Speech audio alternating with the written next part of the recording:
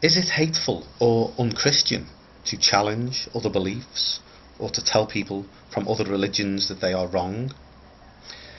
Now, I sometimes get accused of these things from time to time because of what my channel is. It's a Christian channel that defends the Christian faith but also challenges other beliefs as well.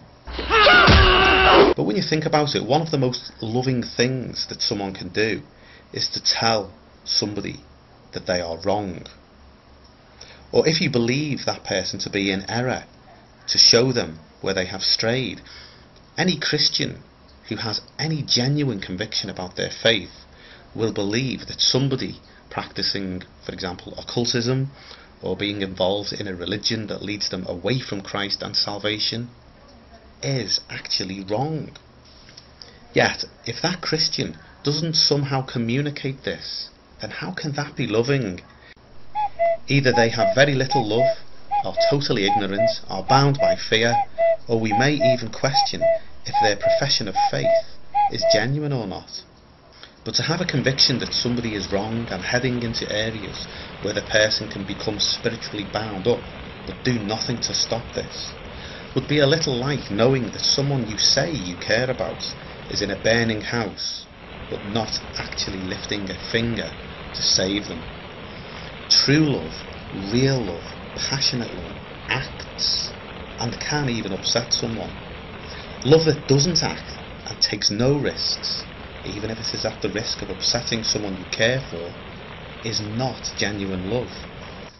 Any Christian who has any genuine love or concern for you would rather risk upsetting you by telling you an inconvenient truth, rather than merely pacifying you and keeping your friendship with a reassuring lie.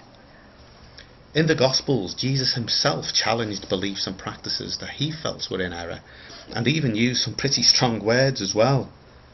So was he being unloving in doing this too? Some examples of this can be seen in Matthew chapter 15 verses 1 to 14 and Mark chapter 7 verses 1 to 13. Likewise, in the rest of the Bible, many of the letters were written to counter teachings and practices that the writer identified as erroneous and even harmful. Some examples of this are sin and love, as they perceived that people who followed these teachings and practices could harm themselves and others spiritually. So it is most certainly not unloving or unchristian or unchristlike to correct people and challenge another worldview or belief. On the contrary, it is actually the loving thing to do, and those who genuinely love will do so, even if it risks them being criticised, ostracised, misunderstood, or even hated in return. In fact, Jesus said that his followers would be misunderstood and hated for serving him.